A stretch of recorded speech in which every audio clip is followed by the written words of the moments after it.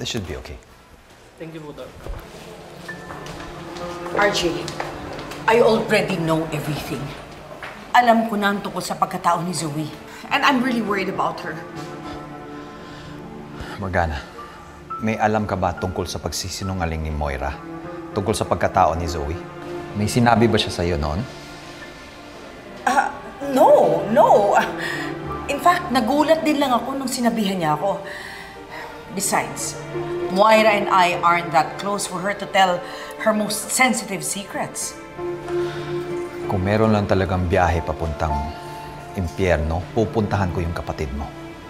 Just to tell her what a hypocrite she is. Hypocrite? Kaya ko lang naman pinakasalan yan si Moira. Dahil akala ko ako ang nakabuntis sa kanya. Yun pala, anak niya sa ibang lalaki. RJ, patay na si Moira. Siguro naman, sapat na yung pagkawala niya para pagbayaran ng lahat ng kasalanan niya sa'yo. Patahimikin mo na si Moira. She's gone. But Zoe is very much alive. Hindi mo ba alam that she's missing? Kahapon ko pa siya kinokontak. What do you mean she's missing? Actually, kagabi ko pa siya tinatawagan pero hindi ko siya makontak. Gusto ko siyang makausap tungkol dito para ayusin namin to.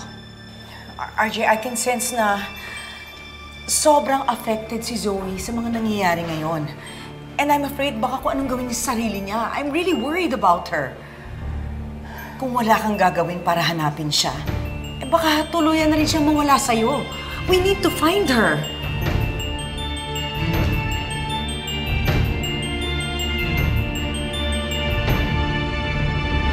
Hindi ako nakapunta sa Bohol. Nagka-emergency case kasi ako. Naku, Doc, ako din. Na-busy. Ay, gusto niyo sabay na tayo pumunta? G ako dyan. Ako pwede rin ako. Available ako. Nurse Karen? Nakapunta ka ba sa Bohol? Gusto mo bang sumabay sa amin? Ay, naku! Sayang, wala kayo nung isang araw. Alam niyo ba, si Ma'am Morgana may ginawa na pabaliw na yung level. Yun yung dahilan kung bakit nag-away-away sila ni Doc Zoe, ni Doc RJ, tsaka ni Tita Linit. Alam mo, nurse, napaka-chismosa mo talaga, no? Pero ano bang sabi ni Ma'am Morgana? Ayun na nga, meron na kasi. Guys! Ay! Sakto! Buti nandito kayo. Ano nangyari? May nalaman ako. Feeling kayo maluloko rin kayo pag nalaman nyo to. Ano ba yan? Si Zoe, hindi pala totoo anak ni Doc RJ. Hindi to fake news ha? Hindi to fake news. Kaya lumabas yung totoo kasi bumalik na yung memory ni Doc RJ. Nurse Ivan, hindi mo dapat kinakalat yung mga ganito. Pero Doc, kung galing kay Doc RJ yung balita, ibig sabihin totoo yun. Pero kahit na hindi dapat tayo agad maniwala, Excuse me. Nakita niyo ba si Zoe?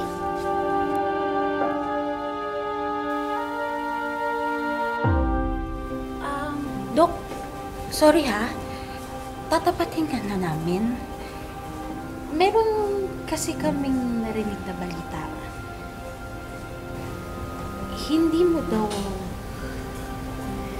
kapatid talaga si Zoe? Hindi siya anak ni Doc RJ. Totoo ba? So, ibig sabihin, hindi siya totoong tanyag?